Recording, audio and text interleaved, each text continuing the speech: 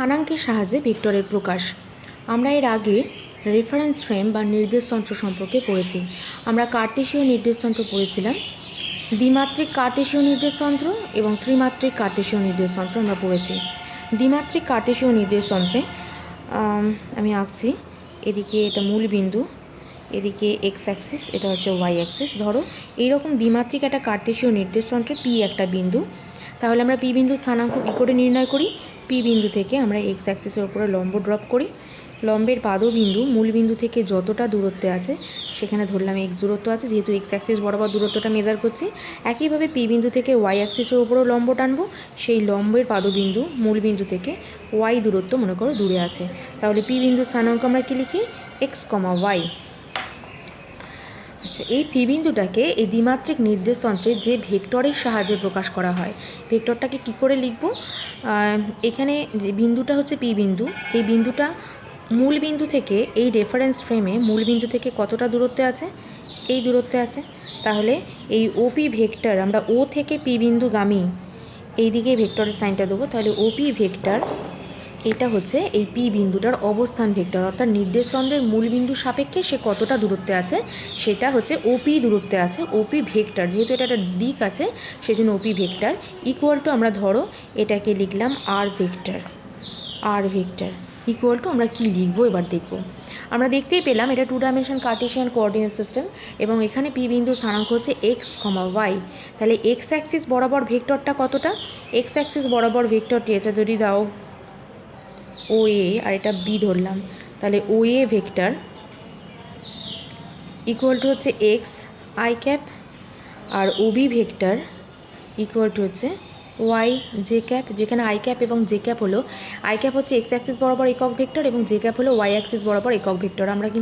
আমরা এর আগে একক ভেক্টর সম্পর্কে পড়ে এসেছি এবং আমরা এক্স কার্টেশিয়ান কোঅর্ডিনেট সিস্টেমে এক্স অক্ষ ওয়াই অক্ষ এবং জেড অক্ষ বরাবর যে একক ভেক্টর সেগুলোকে আমরা জানি।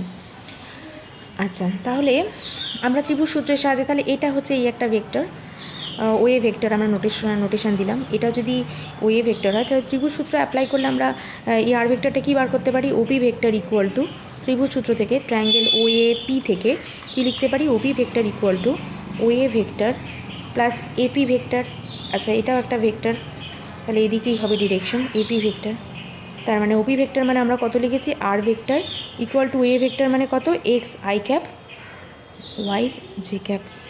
তাহলে এটা হলো দ্বিমাত্রিক নির্দেশযন্ত্রে পি বিন্দুর অবস্থান ভেক্টর। তাহলে স্থানাঙ্কের সাহায্যে কিভাবে কোনো ভেক্টরকে প্রকাশ করা যায় সেটা সম্পর্কে তোমরা শিখলে। এবার আমরা 3 ডাইমেনশন কার্টেশিয়ান কোঅর্ডিনেট সিস্টেমের সাপেক্ষে একটা অবস্থান ভেক্টর দেখাবো। তাহলে এটা হচ্ছে এটা এক্স অ্যাক্সিস, এটা হচ্ছে ওয়াই অ্যাক্সিস, আর এটা হলো জেড অ্যাক্সিস। এটা মূল বিন্দু। ধরো এরকম কোনো একটা কোঅর্ডিনেট সিস্টেমে পি হচ্ছে একটা বিন্দু, তাহলে পি বিন্দুর স্থানাঙ্ক কী করে বার করব? পি বিন্দু থেকে আমরা লম্ব ড্রপ করব এক্স ওয়াই তলের ওপরে। ধরো এটা হচ্ছে লম্বর পাদবিন্দু, আচ্ছা পি ড্যাশ।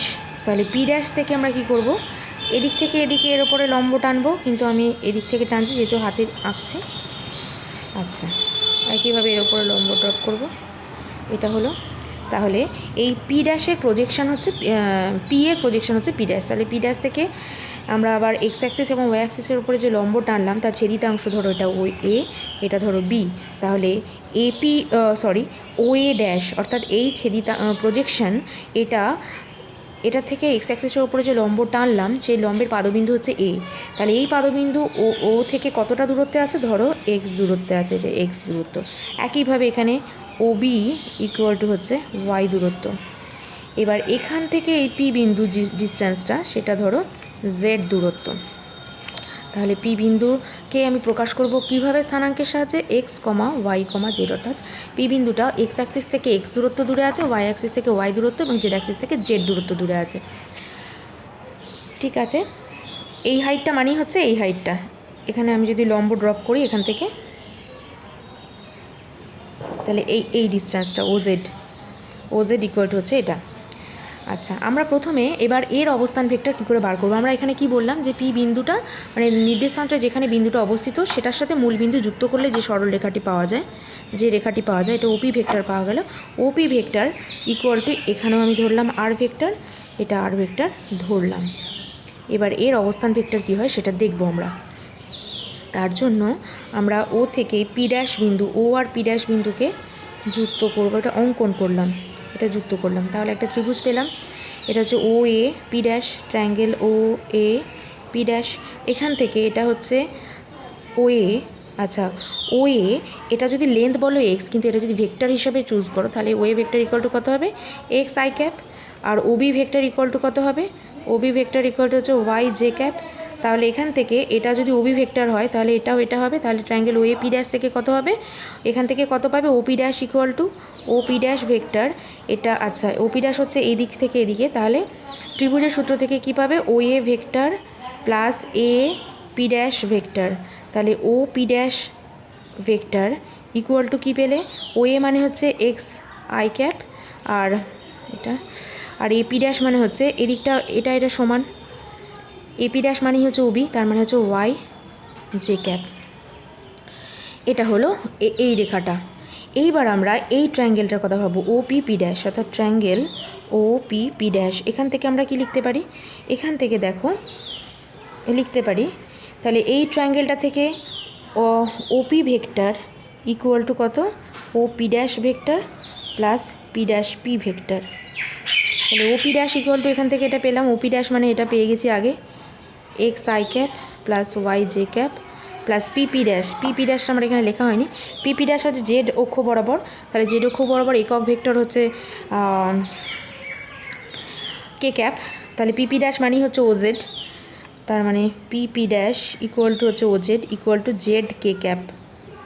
তাহলে এখানে বসিয়ে দিলে plus z k cap. OP vector equal to আমরা এখানে ধরেছিলাম কত, আর ভেক্টর। তাহলে 3 ডাইমেনশন কার্টেশিয়ান কোঅর্ডিনেট সিস্টেমে কোনো বস্তু কোনো বিন্দুর অবস্থান ভেক্টর হয় x i cap plus y j cap plus z k cap, আর 2 ডাইমেনশন কার্টেশিয়ান কোঅর্ডিনেট সিস্টেমে সেটা হয় x i cap plus y j cap. তাহলে তোমরা এই ভিডিওটা থেকে আশা করি বুঝতে পেরেছো যে স্থানাঙ্কের সাহায্যে কোনো ভেক্টরকে কী করে প্রকাশ করা যায়, কোনো বিন্দুর অবস্থান ভেক্টর কোনো নির্দেশ যন্ত্রে কী করে বার করতে হয়। আচ্ছা, এখানে তোমরা এবার ভেক্টরের পেয়ে গেছো, সেখান থেকে তোমরা ভেক্টরের মান বার করতে পারবে। আর ভেক্টর আমি 3 ডাইমেনশন কোঅর্ডিনেট সিস্টেমে দেখাচ্ছি, আর ভেক্টর মড, এই ভেক্টরটার মান কত হবে, √ওভার x square plus y square plus z square, আর 2 ডাইমেনশন হলে √ওভার x square plus y square এটা হবে। আর একক ভেক্টর অর্থাৎ আর ভেক্টর বরাবর একক ভেক্টর, আমরা যেমন এক্স অ্যাক্সিস বরাবর একক ভেক্টর বললাম আই ক্যাপ, ওয়াই অ্যাক্সিস বরাবর জে ক্যাপ এবং জেড অ্যাক্সিস বরাবর কে ক্যাপ, তাহলে আর ভেক্টর বরাবর একক ভেক্টরকে আমি ধরলাম R cap. R cap equals to হচ্ছে R vector divided by R vector mod. আচ্ছা, এখানে আমি করছি, তাহলে আর ক্যাপ অর্থাৎ আর ভেক্টর অভিমুখে একক ভেক্টর, সেটা R cap equal to R vector divided by R vector mod. R vector মানে হচ্ছে এটা x i cap plus y j cap plus z k cap, আর আর ভেক্টরের মোড বেরোলো √ওভার x square plus y square plus z square. সেটাকে তুমি x by √ওভার x square plus y square plus z square i cap plus y by এটা plus z by এটা k cap এরমভাবে লিখতে পারো। তাহলে এক্স অক্ষ বরাবর উপাংশ কত, আচ্ছা এটা তো ইউনিট ভেক্টর বার করা হলো। তো যাই হোক, তোমরা তাহলে কোনো একটা বিন্দুর কোনো নির্দেশ তন্ত্র সাপেক্ষে কোনো বিন্দুর স্থানাঙ্ক, তার অবস্থান ভেক্টর কী করে বার করতে হয়, তার মান, একক ভেক্টর ইত্যাদি সম্পর্কে তোমরা আজকে জানলে।